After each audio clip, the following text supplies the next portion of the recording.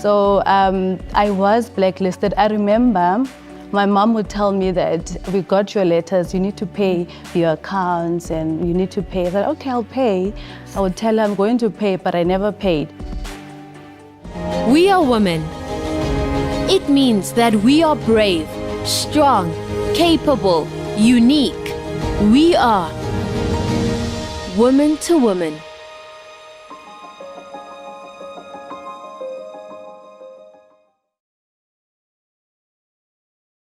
Good afternoon, South Africa. Good afternoon, Africa.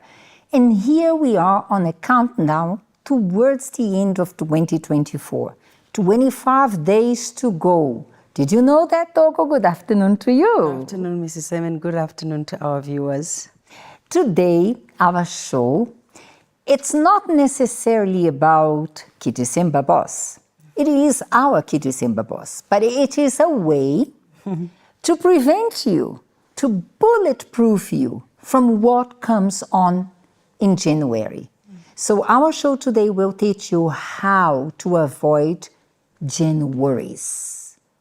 Toku, how many people get into debts and problems because they have a wonderful season in December, but then they have to face the consequences? Yeah, it's a lot of them actually, Mrs. M, because you know December, many businesses, business companies, everything, they make money in December.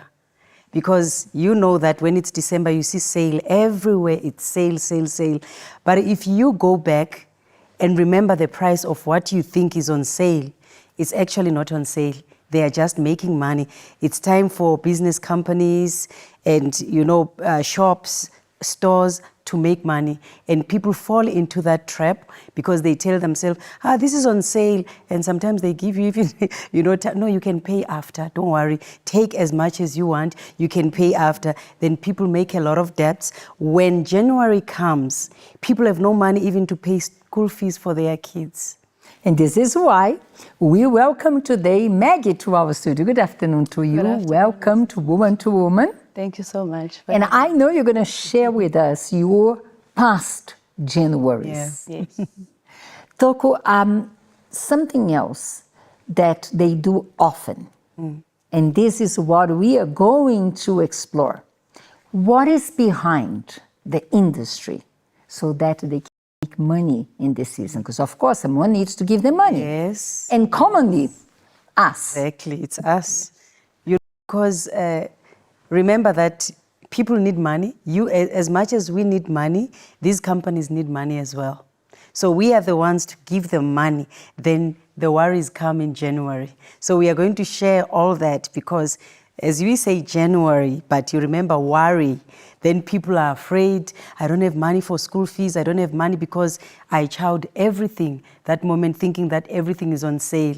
Now you are stuck with kids that are not in school because you spend a lot. So yeah, people make money. Everyone wants money. So we are going to see. Let's watch our insert and see what is happening.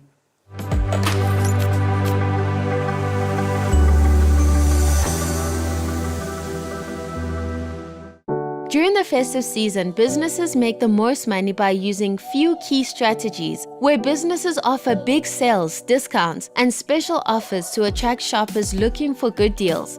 The holiday pricing strategies. Businesses offer holiday gifts as many people buy gifts for family and friends, so businesses sell products that are perfect for gift giving. Offer bundles and add-on sales. Businesses often offer holiday package deals where they bundle a core product with accessories. The result is that the deal's value is seen as higher by consumers rather than the sum of the individually priced products. Provide premium products and upsell. Many buyers are willing to pay higher prices during the holiday season. To the buyers, a more expensive gift means higher value.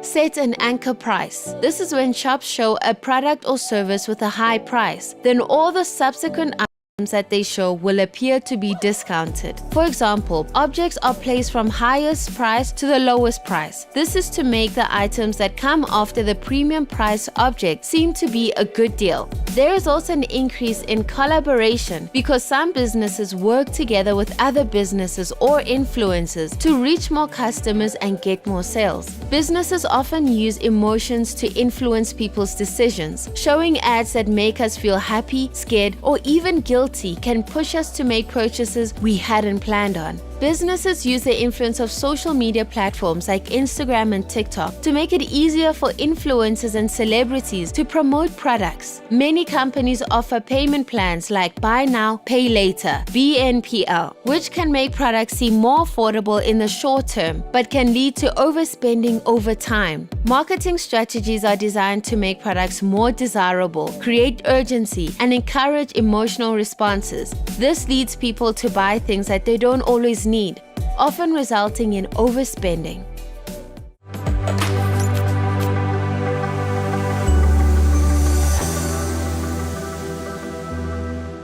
We are not here to bash business. No. Because at the end of the day, they need to make money. Yes. But each one of us needs to learn how to spend responsibly. Because if we don't, Maggie will share her story, isn't that? Yes, Please. Masha.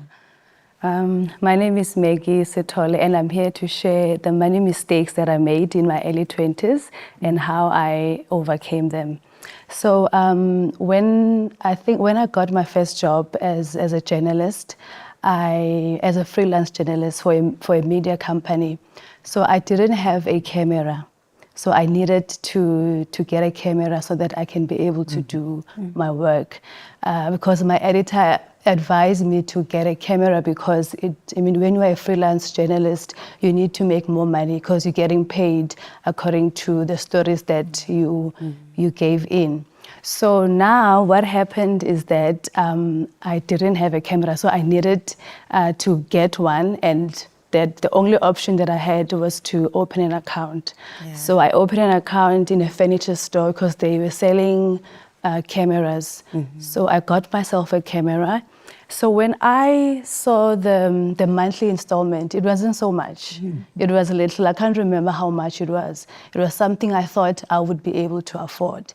And then after getting myself a camera, now that I'm going to work, I need clothes. Yep. I need to look nice because you're thinking that I'll be meeting people, interviewing people. Exactly. So now I have to look presentable. So I opened an account.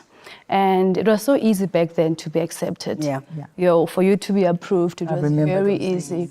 So I got approved, and then when I got the credit, it wasn't enough. I felt like it's not enough because now it's not only for me, because remember, it's my first job, and now I need to help my sister as well with the kids. If I'm taking the clothes, I can't do it for myself alone. You feel guilty that, I can't do it alone. I have to also help my sister and the kids. So then, because your name is out there, your contact details are out there, they've got access to you. It's like they'll call you. And then they want to offer you credit. And then I felt like, yes, I do need more. So you were, after this is another one, after this is another one. Yes, I needed more because I needed more clothes. Then I accepted the credit. I think I had three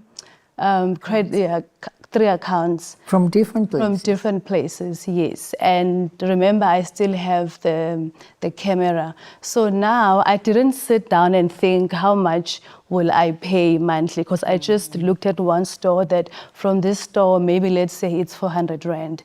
And I mean, it's not a lot. That's what I was thinking. But when you combine all of this installment month end, it becomes a lot. So now when I had to pay like 4 installments, then it became too much. Yes. I remember I said to my sister, oh, this is a lot. But when I was taking the credit, I didn't think about it, you know, or let alone having someone to at least guide you into it, because I mean, money conversations. And you were young. I was very young. I was like, I think 21 or 20, I can't remember, I think 21. So, and then I was happy that I got credit, have nice clothes. If we think about the triggering point, and that's what maybe our audience needs to be attentive to.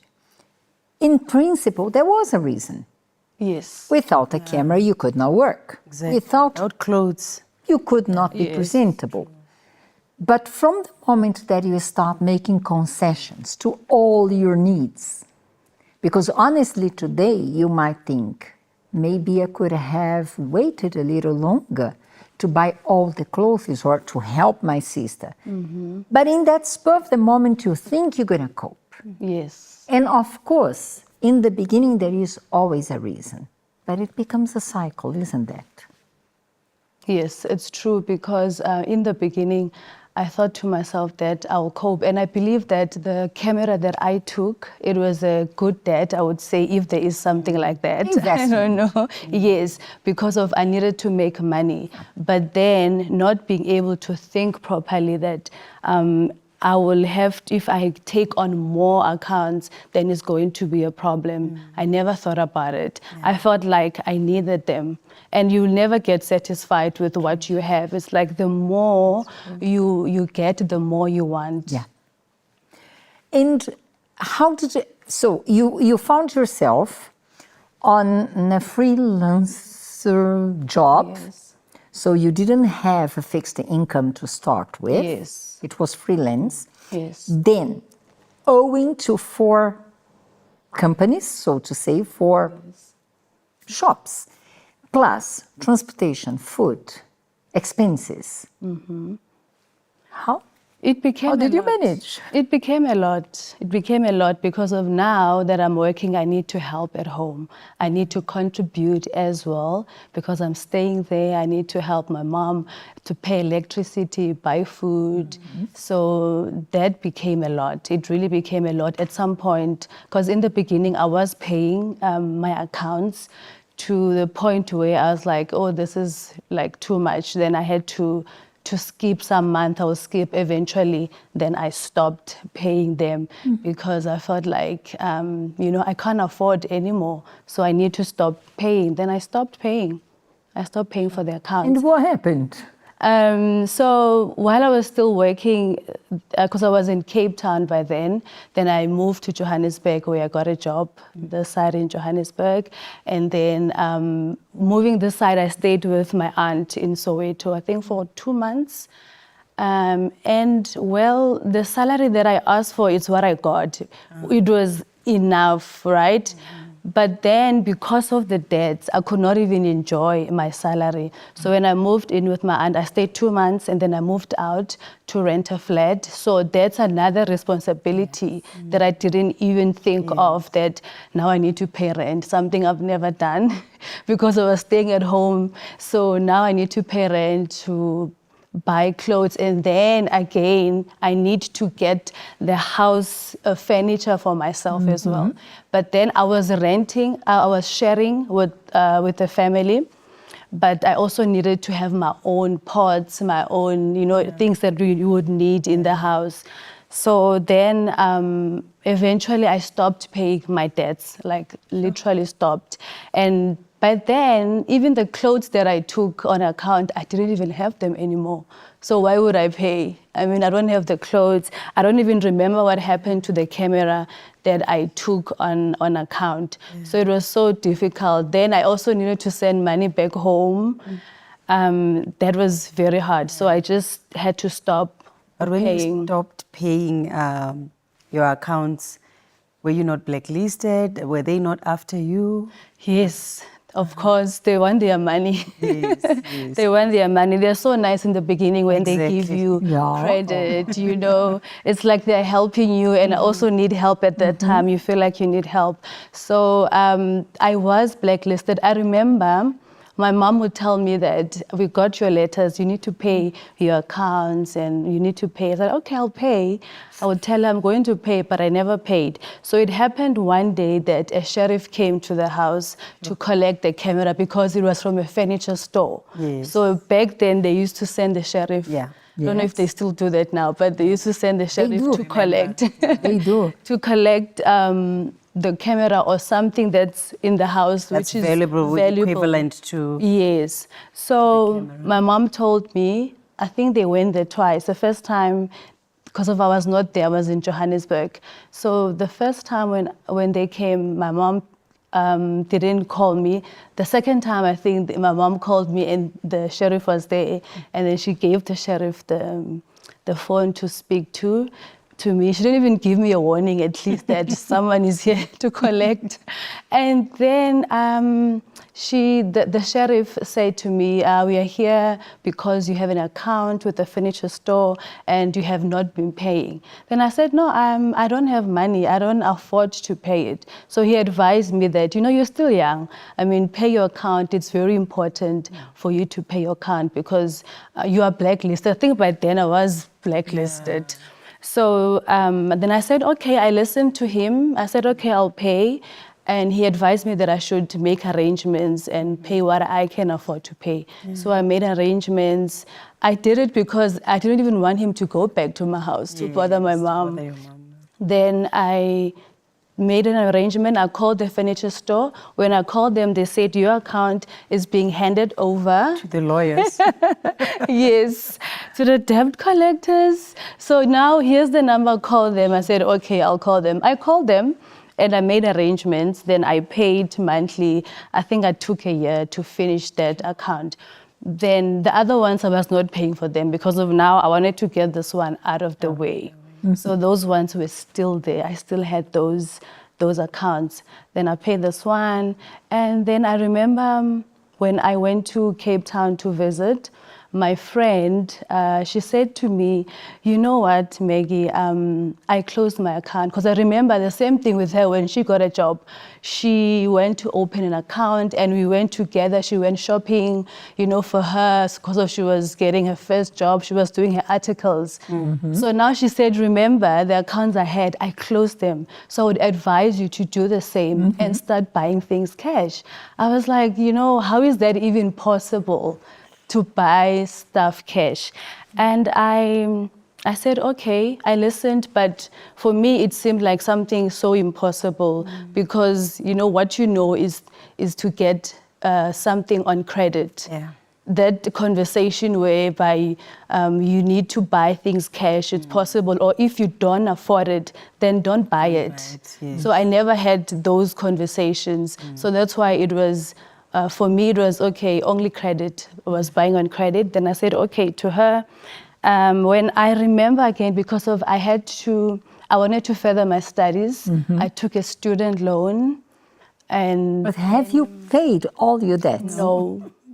Okay, so you were paying rental here. Yes. Transportation, food, utilities. Yes. Accounts. Yes. The accounts, I was not paying them. I only paid the one. There were arrangement of the Yes, camera. the arrangement of the camera. And now, what has a very good reason. You wanted to further your studies. Yes, You wanted to yes. empower yourself. Yes. But how are you going to do it with so many debts? I was not even thinking, how am I going to do it? I think in your mind, what I see, it's like everything that you were doing had a reason. Yes. As Ms. Masa said. So you thought like, no, because there is a reason I need to further my studies. Yes. I need the camera for this. So all the time there was a reason, never thinking of the consequences. Yes, I never thought of the consequences. So it was, again, something good that I needed to do. So I took up student loan. I was approved.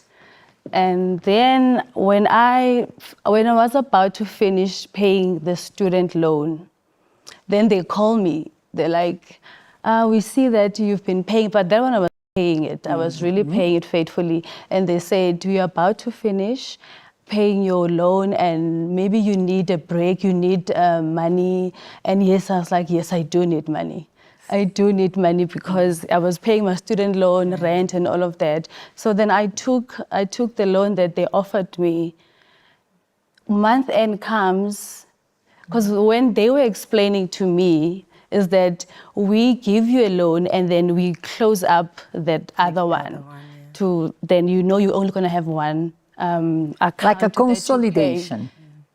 It was not a consolidation. Not yet a consolidation. Yes, not consolidation, but it's still a loan. You close this one. Extension of the yes, loan. Then, but month end comes. It's not what I understood because I thought that it will only be one installment, but actually you still owe that loan. That when they were selling it to you, it was like, you're gonna pay it up, that one is off. It's not, it's still there, it's still active, you need to pay it. So then I was like, oh, this is a trap. I was trapped. I felt like I was trapped, but I had to pay for it anyway. So that became so difficult. I couldn't cope financially. It's like I'm swimming in debt. I'm about to drown. It was just too much for me. And then remember, I still need to help because my sister back then, she was not working. So I was still helping her with the kids, helping her to pay school fees, the school stationery. And then comes December, there is this December time where kids wants to... Right now, we are living it right now. Yes, they need clothes, then I need to buy for them. They're even demanding clothes that you don't even have, those expensive sneakers, you need to buy for them. And then I didn't even have the sneakers. I remember telling my sister, I don't even have the sneakers that they want, but I'm working and they are not working. So it was really difficult. And also you don't want to disappoint them at the same time because they are kids.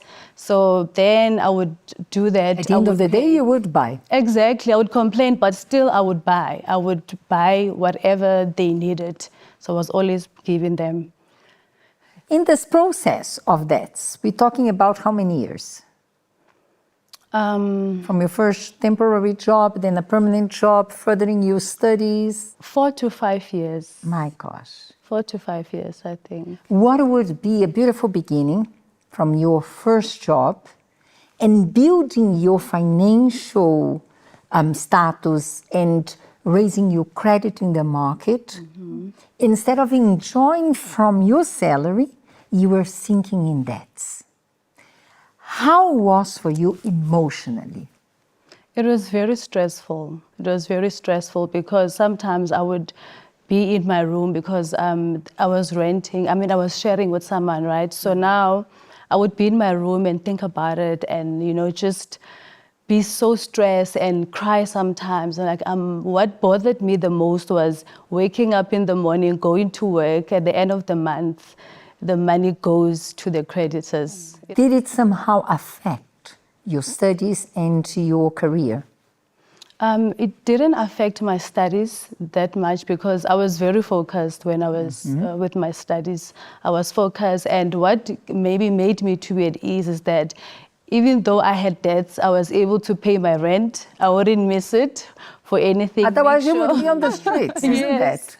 So, and also be able to go to work at the same time. So that put me at ease. Maggie, during all that time, were you already in the church? Yes. Yes, I was in the church. Were you a tither? I was a tither, a faithful tither. Started giving tithe from the Sunday school. My mom taught me how to give tithe. But then because of these are the money mistakes that I did, the decisions I took that without realizing. So that's the decision that made me to be in that position. I was not even expecting God to clear my name, because of if I make a mistake, I believe that I need to correct it. If I was not able to correct it, then someone else just rescues me, then I will be doing it again in the future. So I believe that it was the money mistakes that I made that I needed to correct them myself. At least you were different, because there are those who think, I'm a tither, so God needs to honor and solve this situation. But it was not God who put you in this situation. No. And I want here to make a disclaimer. Being a tither and even joining the Monday service is to equip you to use intelligent faith, to go beyond what would be your limits, what you could afford. That is not intelligent faith. We don't spend today to think about how we're going to pay tomorrow. Something else, Maggie. When you would need, in this process of 5 years, when, for instance, December comes, like we are living these days, you go back home to Cape Town. Yes. Could you go without buying gifts, without contribution? And of course, if you would look at your reality, you could not buy. But what would you feel in those moments? December time, I would go to Cape Town, and I know December because the families you meet, and then you have to contribute and all of that. So it was not a nice moment for me, like financially, but I was looking forward to go and see my family. But then I knew when I get there, I needed to take my family out, my sister's kids to go out, because of they're thinking their aunt from the city of gold is here with money. She's coming with the sneakers that we want. Yes, so I needed to do the part and take them out. We have fun, we do all of that. And December would get a bonus, so the bonus, would help to be able to spend the money. So you would spend. The bonus was not to pay the debts. The bonus was to spend. Yes, to have fun, to enjoy, because it's December. You work throughout the year, so December is time for you to relax and enjoy your money, enjoy your bonus. That was the December for me back then. Let us help our audience to understand what this Key December boss is, because maybe you don't have it in your country, but I'm sure you have something similar. Let us watch. After the break. The Western Cape is expecting a bumper holiday season. I think it's a great time. We're saying goodbye to 1 year. It's a good time to reflect. December Boss is a popular South African phrase that celebrates the fun and excitement of December. December means it's December in a local language, and boss is a term used to show respect or emphasize how important the moment is. The phrase December Boss expresses the excitement of the festive season. It's like saying it's time to have fun. It's all about living in the moment, enjoying life, spending money, and feeling free, like you are the boss of your own happiness. In short, December Boss is all about enjoying December to the fullest and celebrating life with joy and energy.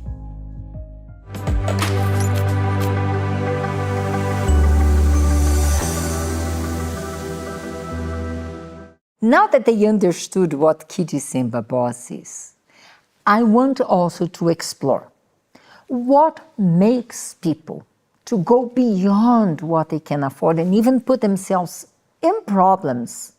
And then January, we greet each other, God bless you, brand new year, but worries are there. Yeah.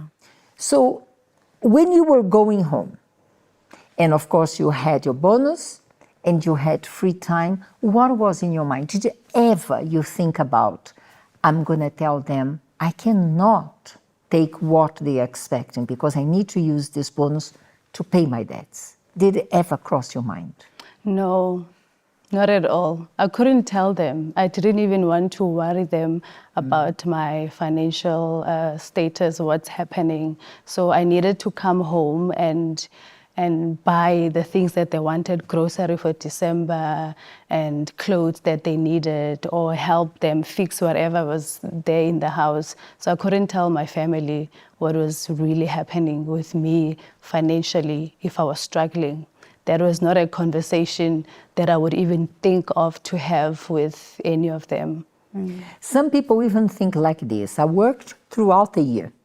Yes. Now that I have some extra money, why am I going to save or pay my debts? I deserve. I need some benefit. I need some fun. Yes. Yeah, Yes. some treat. That's true, because December, when you get a bonus, I mean, it's a lot of money, right? It's not your normal monthly salary that you get. It's extra money. So you need to treat yourself. You need to look good. You need to eat well. You need to eat a steak or something. You know, it's just that you have in your mind. You are thinking of spending. No, you forget about your debts. It doesn't even feel like you have debts at the time because you've got money.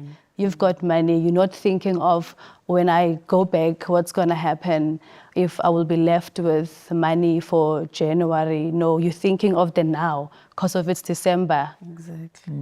Yeah. And what else? And Mrs. M, another thing that make people spend in December and all that, it's pressure. Sometimes the pressure comes from the family members, you know, they expect you to give them something, to buy them something. So you have that pressure that, oh, okay, it's December and I'm about to go home, to visit home. So it's a shame for me to go empty-handed. I need to go with something. The Zulus, they say konzekaya, you know, carry something. And at that moment, you are swimming, you are drowning into debts. So you don't even think about the debts that you have. What you are thinking about is to please your family members, which I'm not saying that it's wrong, you know, but sometimes some family members, they even put pressure on their kids that, you know, we paid for your school fees, you know, we are the ones who made you who you are today, so we have to share in this money. So you have that load, you have that bag that you are carrying of everybody is on your shoulders. Sometimes your salary is not even that much, but people that are going to benefit from that, it's way too much.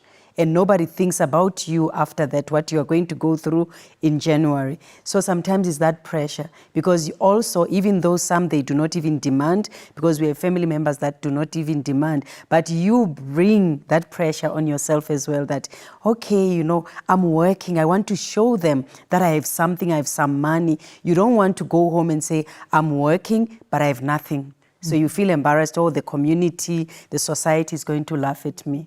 There are even those who elect not to go home to avoid the embarrassment. They say, I was called to work throughout December and I will visit, I'll get my holidays in February, just to avoid going home empty-handed. And on that note, Mrs. M, they might not even say, cover up that I'm being called at work. They will offer to work in December. They offer, no, I just want to work, I'll take my holidays in January, because they are avoiding the shame, the embarrassment. Yeah. That is very cultural in our country, and I think throughout Africa. Yes, yes, yes. Something else that I notice, it is that issue of, I deserve. And that is dangerous, because that leads one to be compulsive. And the belief that later on I will fix, I'll find a solution. And in the church, I feel that it gets even worse because people somehow take the responsibility from them, a different perception that you had. Because you said, I would not even ask God to help me because I put myself in those debts. But there are those who say, no, I will do it because it's a good cause. And God will help me. Next year I will prosper. God will send me money. Money will show up in my account and pay my debts. And all that perception, it's compulsive to spend more. So we see family pressure. You have been through that.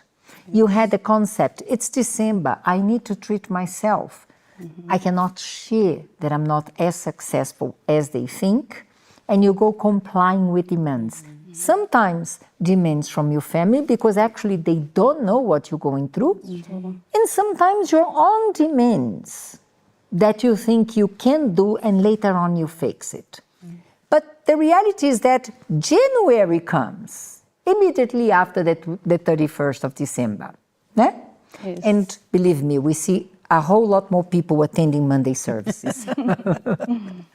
When January came and became Jan-U-Worry for you, what were the things you had been through?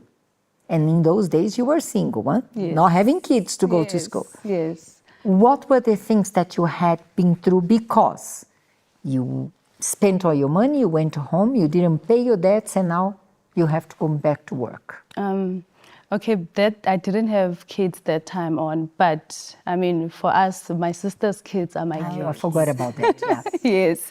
That's African family. Your kids are my kids kids are your kids. Sorry. So I had to also help my sister with the kids, the school fees, the school stationery, the money, because we spent it in December. Now it's like, but why you didn't tell me that we had to buy school stationery, we needed to do this, because of now they need them. They need them, and then what to do?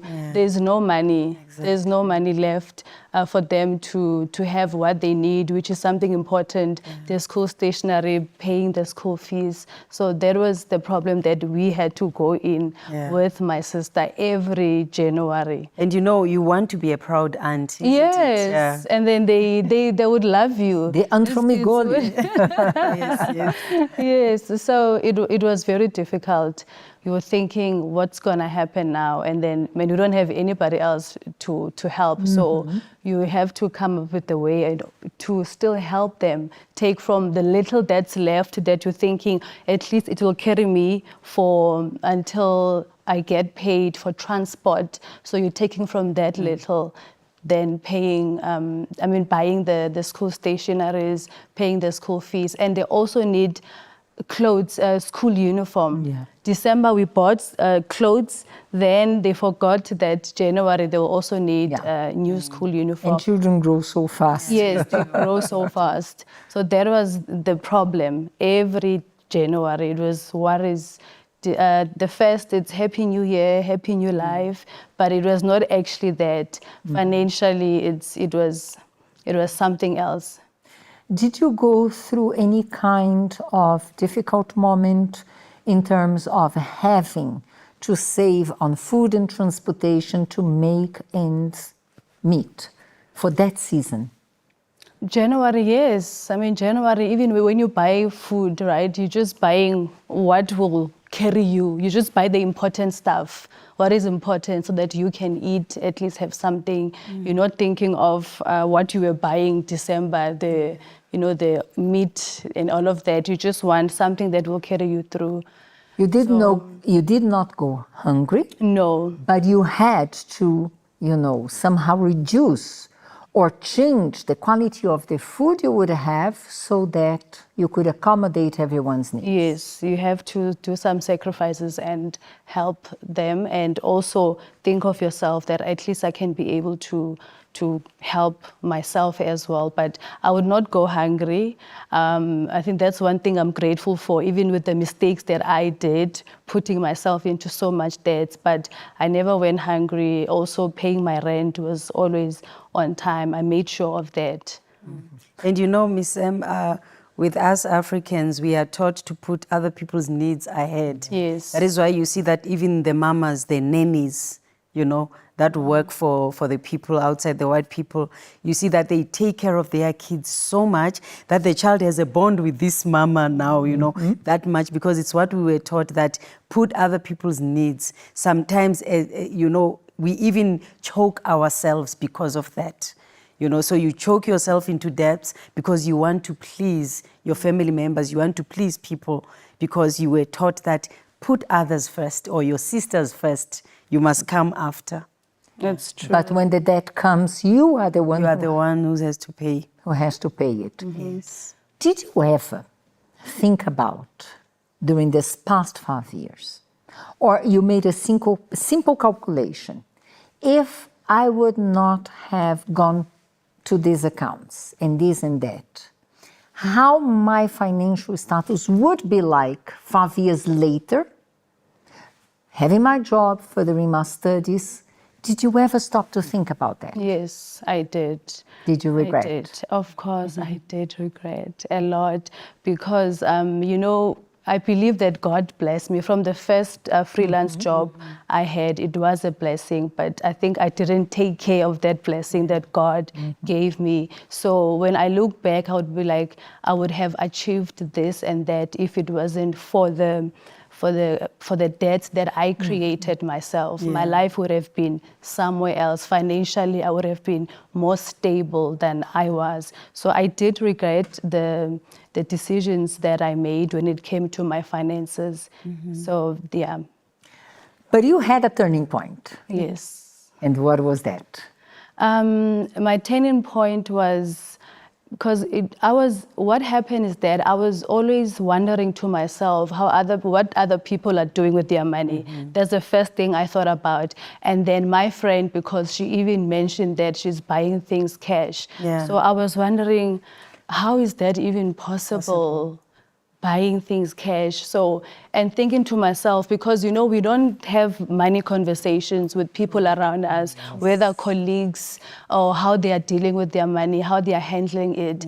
I didn't know. I didn't even know where to start to pay my debts. So that curiosity, and at that time I was dating my husband.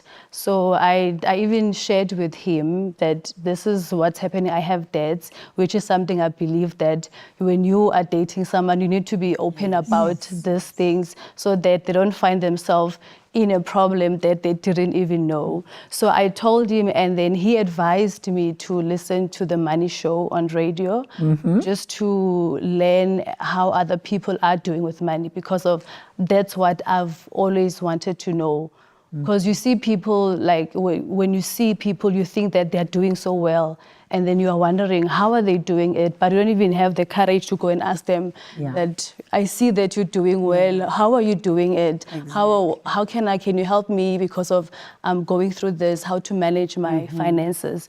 So then I started listening to the Money Show. I was inspired by the stories that people spoke, how they're dealing with money. And one lady spoke about that her mom advised her never to work for debts. And that was what I was actually going through at that moment. For 5 years? Yes, waking up in the morning just to work for debts. So then I had to be, I needed to not be happy with where I was and realize that it was my mistake. I need to fix it. So then what I did, from educating myself about money, reading more about money blogs, how to pay up my debts, because what I wanted was to live a debt-free life and never again go back to debts. Because I think also the financial trauma that you go through is just a lot. It's too much. It just made me to really hate debts, because it wasn't a nice feeling, or being in that position, it wasn't good at all. It really frustrated me so much. So then, from what I've learned while educating myself, they always advise that write down all your debts, whatever, from the biggest amount to the smallest amount. Here we come with the tips for you, because we want your Jan-U-Worry to become Jan-U-worth it. Yes. So write down the tips. So I wrote down all my debts from the biggest to the smallest. And what I did, the smallest amount, I called the retail shop where I was owing, and I asked them for discount. I said, can you please give me discount, because I want to pay it up. And that was it was December time, towards December, when I did that. So when I got my bonus December, now I used it in a different way. I took my bonus and I paid up that smallest debts that I had, and then made arrangements with other companies. How am I going to pay them monthly from then on? We're talking about how many shop, retails, loans, and all that? It was still 3, excluding the camera, because I paid it up. It was 3 accounts. Still. Yes, and then 2 loans. Because now with the loan, now I remember with the loan, when I finished that loan, and then the other one, I had 2 loans. So now I had to make arrangements to pay them. So I was paying them, arranging every month to make sure that I pay my debts. And from then on, I started to, because of, it's not easy. It's not an easy journey. It's not so easy, because even during that time, trying to to come out of debts, and then you still feel, because you still have your responsibilities, you know, your family back home, you need to help. I still feel like, oh, it's not so easy. I did pay some, but again, you find yourself in a situation that I need someone to help It's me. like a temptation. Eh? Yes, it's like a temptation. You're repeating the same mistake, even though you knew that you're not supposed Didn't to. end well, but you do it again. Yes, you do it again. So I did it again when this time around I went myself to apply for a loan because I felt like, you know, I really need. So it was that paying, and then you still go back, because even the money beliefs that I have at that time was I can't afford life. Like, I can't buy everything cash. I can't afford, but I was not living below my means, I think so. I was not living below my means, so it was everything, it was just above my means. And that's one of the things that I've learned, that you need to live below your means. So I would ask myself, how do I even start to live below my means? Like, how do I start? Because of this is how it has been since I've started working, and this is what I know. I don't know another way. That was in your mind. Yes, there's no other way. But even though I was trying to implement what I've been learning, and also praying for my finances, you know, in the church Mondays, I was making my chain of prayers.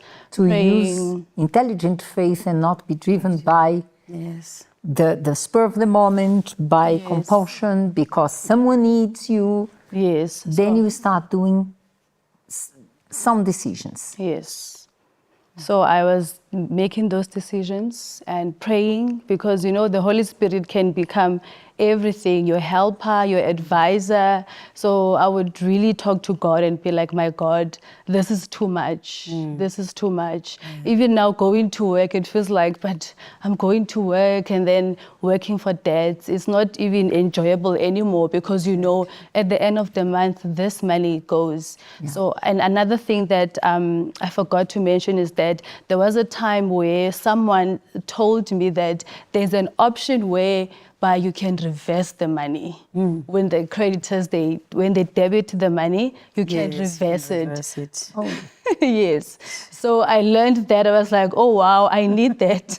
Because, you know, I couldn't, I was not able to handle everything, as much as I was trying to pay the debts, but it was still too much. But you were duplicating your debts. Yes, the areas would just go up, nothing would change. Because of now, they debit the money, and then I need it so I can go and reverse the money. Oh, gosh. I hope it's not possible anymore. I don't know if it happens. So that's how some person advised me to do that, because there was a point whereby you're like, the money, it's just, you know, it's gone with the, just there by the creditors, everything is gone. So I needed that option. For me at that time, it really worked. It helped. I needed it, but I was not aware that I'm putting myself more into debts, because the debt was still there, and I needed to pay it at the end of the day. So did you break free? Yes, I did break free. Completely? Completely. Do you believe now in loans, or you buy cash? I buy cash. I don't. You eradicated credit from your life? Everything. You plan, you budget. If you can, you buy. If you cannot, you wait a little longer. Yes, because what I do now, if something I don't afford it, I'm not gonna buy it. Yeah. I don't buy it. It means I don't afford it. If I don't have cash now, I don't have the money to buy it. So I will just leave it. I budget. I don't just spend on, if now they say, let's go there, then I'm going. I plan everything ahead. I plan ahead. I think, do I afford it? So I don't go, there's this say that says, it's either you go big or you go home. So I'd rather go home now than spending something and then the next day I don't have money. So it's always living below our means. That's what we do now. That's what I've been implementing in my life. Even when I was single, I was starting to do that, even though it was not so possible. But as time goes by, then you eliminate, when I was eliminating the debts, it makes it easier for you to be able to live below your means. Because when you work, you know that this is your money. The money is not going to debts. The money is there with you, but then you know that, okay, if this, we can't afford this, rather we wait for the next month, or we save up for it up until we have that. So when I got married, I still had the debts, but they were not as much as they were because of I was paying them. So what we did with my husband the first year of our marriage, because he had just started his law firm and it was not doing so well. So because of I had paid some of the debts, I was able to pay rent for us because of his business was not making money at all. First year is very hard. Yes, it was very hard for him. So I was, with my salary, I was able to do the things that we needed to do in the house, pay rent, money for petrol, to go to work. That's the things that I was able to do the whole year. So then he needed a side hustle. So he got a job as an external marker for one university for their law students. So the money, the extra money that he made, we would also, because still I was continuing writing down the debts that we had, because that time he had a car that he was paying for. So that car, it was one of the things that we also wrote down. Every debt that we had, we were still paying them. And also there are sacrifices that we had to make, not going out, because we believe that we can't go out to restaurants while we are struggling, while we need to pay. And the income that we had, it was my income the first year. So we were paying debts slowly with the money that he made on the side hustle job. So we were paying all our debts. So like no more, because I remember that December, because December now I was just using my money wisely. So there was one account I needed to pay. It was a lot of money and I felt like, should I? That thought comes. The temptation. Yes, the temptation. Should I? But I was like, it's the right thing to do because of we don't want to live in debts anymore. And that was what I've always wanted to be free from debt. And, still coming to Monday services, praying for our finances, for God to give us a breakthrough. So we were praying. And I remember my husband was saying to me that, the Bible says we shall borrow from none and lend to many. So that was the Bible verse we were praying over, that Lord, this promise must come true into our lives. Right. We want to start buying things cash. But obviously, because at that time, doubts will come to me and I will ask my husband, but how is it going to happen? And he will be like, don't worry, leave it to God. He knows how he is going to make it for us. But we were praying over and that. And you were doing your part as Yes, well. I was also doing my part. So eventually we were able to pay up all our debts. Yeah. We paid. There is something that might be a foreign word for our audience, and that is called budgeting. But that was how you managed to go to a debt-free life. Yes. So I want them to follow this material we have prepared for them, to teach them a little bit about budgeting.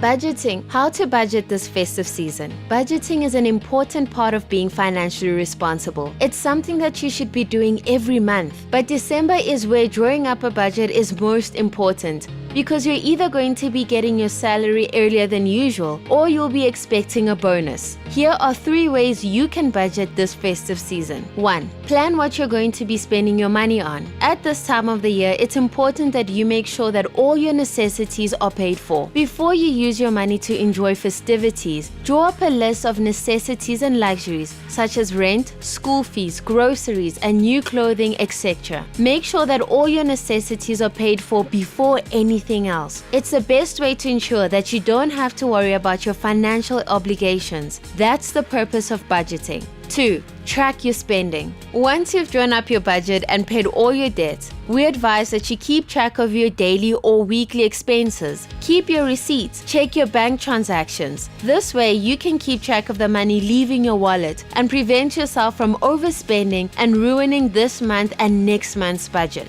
3. Control your spending. Just because you're keeping track of your expenses doesn't mean you should spend all the money you've got to your name. Make sure that you spend within your financial means. And that's how you can survive this festive season and make the best financial decisions.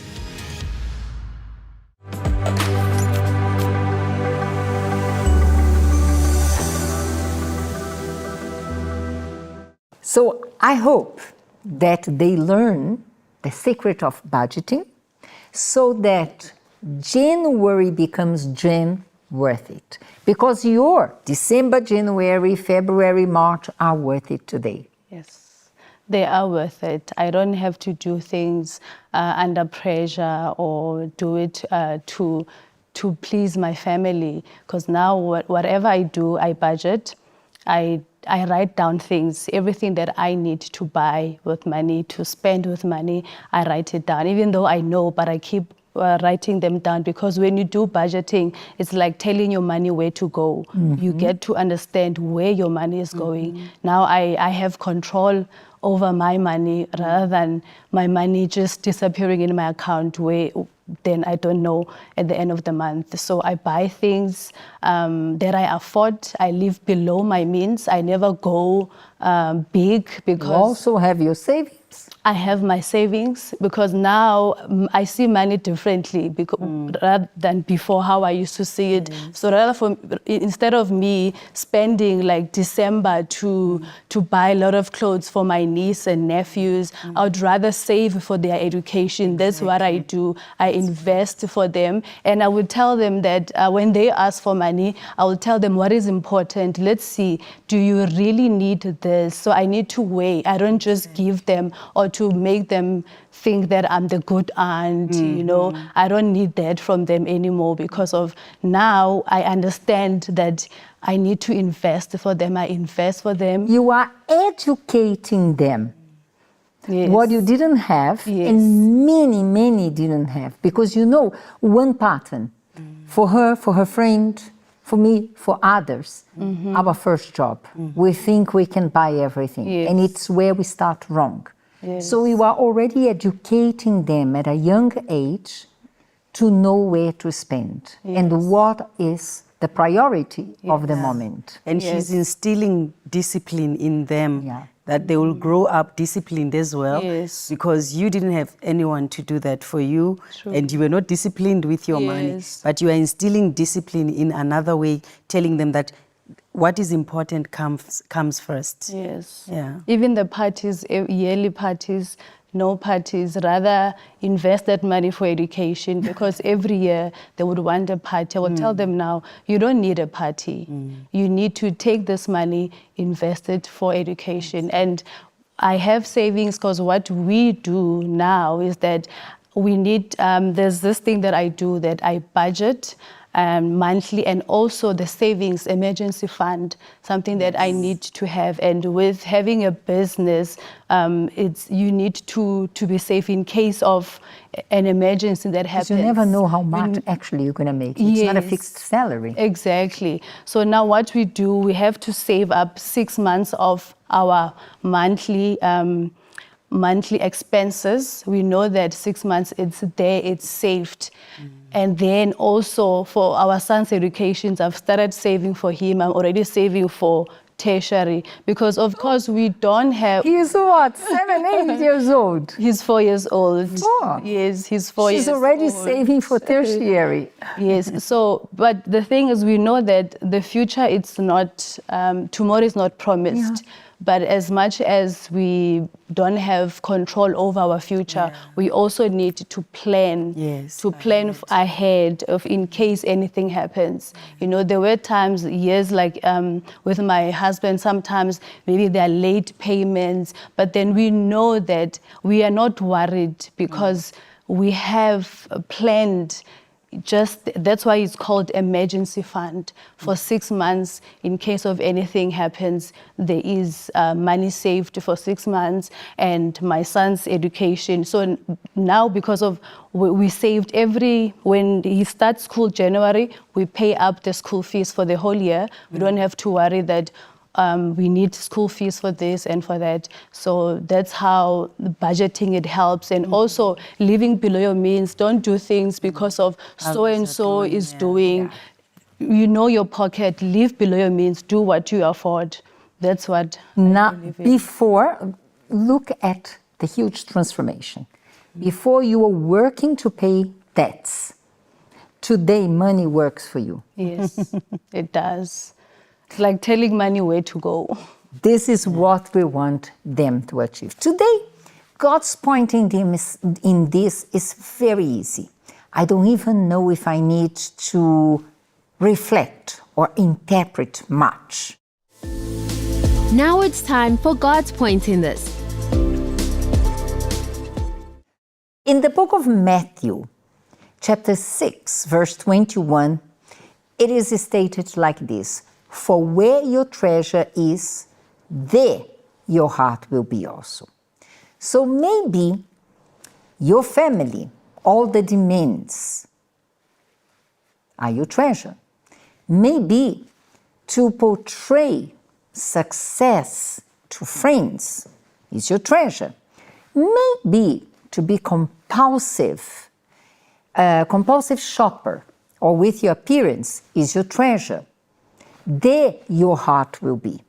And because you will be guided by your feelings, by your heart, by the inclinations, by the emotions, you will not establish the right priorities. When you change that situation and you are not carried out by your heart, but by reason, what really matters? What can I afford and share with my family? What can I do? How can I budget? Now you will have a great treasure, and your heart will be submissive to reason. So you will live a debt-free life. You will be happy with your decisions, and you will have a future to be proud of. This is what we want with you. Yes, you deserve, you worked hard. It is que December boss. But we don't want you to live the pain of January. Toko, what it all means for today. Now it's time for what it all means. You know, what it all means for today is that, I don't know if you remember in the beginning, Maggie mentioned that she's a tither, faithful tither.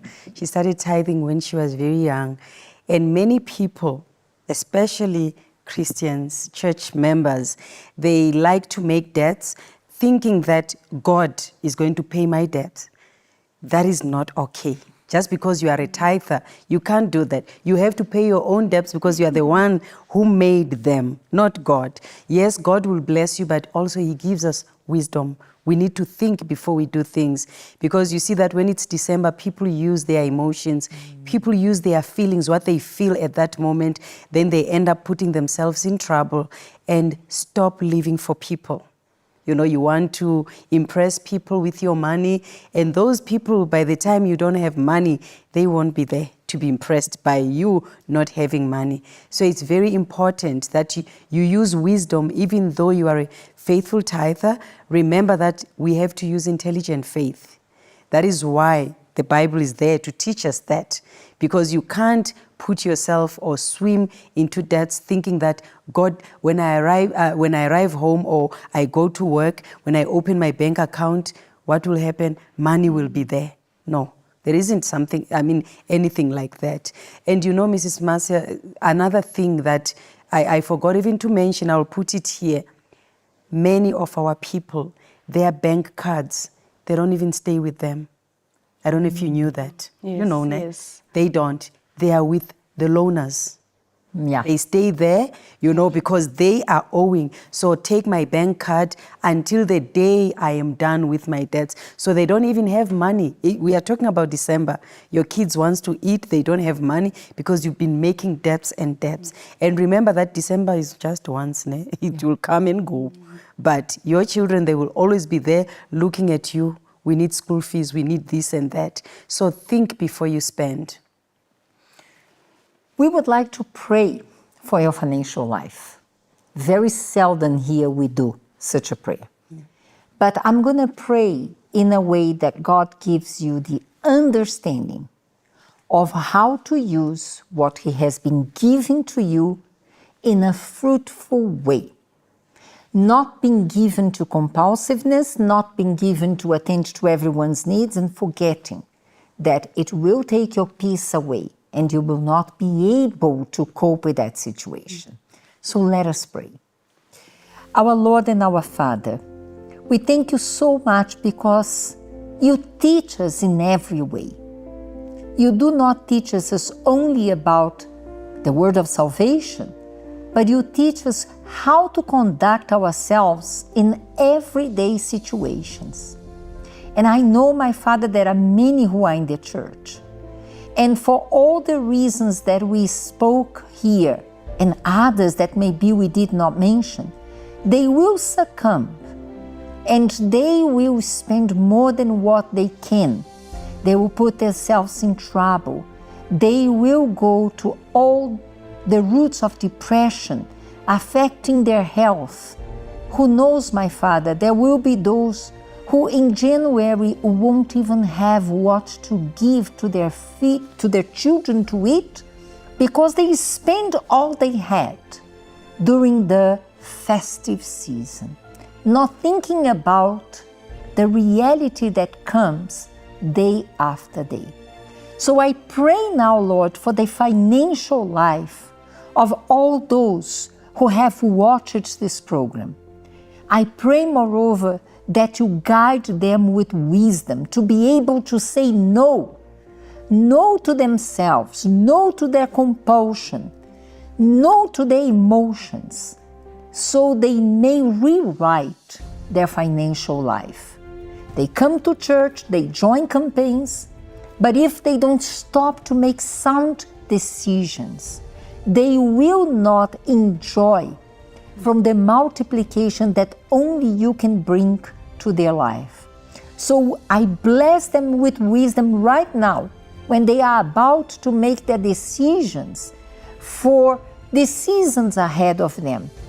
That instead of thinking about only the pleasure of December, they think about the priorities, the responsibilities that they will have in January, and help them to turn their situation around as you did with Maggie, so they can tell in 2025, I broke free financially. I live within my means. I am not an overspender, and today I have peace. I bless them with such understanding. In the name of Jesus Christ. Amen. Amen. Amen. Maggie, thank you very much. So I think now we have empowered them to have the best December Yes. of their lives if they followed the tips you shared with them. I believe so too, Mrs. Nash. Because today, when you look at your life today and your life back in years, you have peace, you are happy. So much And you still peace. go out, isn't it? Yes, I do. I do go out. I know that. You travel. Yes. But why? You budget for that. You Yes. planned. Yes. Plan. Living a debt-free life, it brings so much peace. Because our God is a God of peace. He doesn't want us to be troubled. No. So peace is what was important for me, to be free and be able to do the things that I want with my money. This is what we want for them, isn't that? Yes. Now you can plan your December, but don't forget, January is just around the corner. And in January, you have your responsibilities. So act wisely. Until next week, God bless you all. Bye-bye. Bye. Bye.